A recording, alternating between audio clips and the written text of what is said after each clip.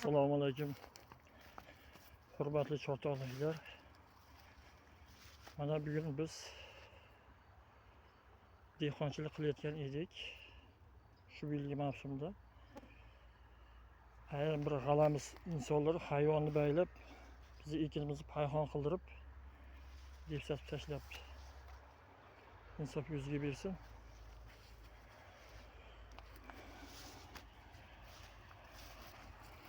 Hozir bizni kelishimizni ko'rib hayvonni yetalab olib ketib qoldi. Kartoshkani depsatib tashlagan, payhon qilib tashlagan mana.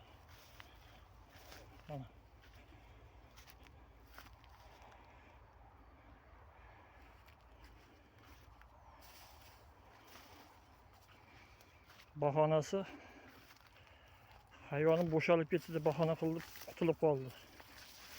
Mana depsatib tashlagan payhon qilib. Kap-katta 70-75 ga kirgan oqsoqol odam qilayotgan ishi. Hurmatli chortoqlik ko'rib ko'zlarimga ko'rib qo'yinglar. Bu qilayotgan oqsoqol ishini.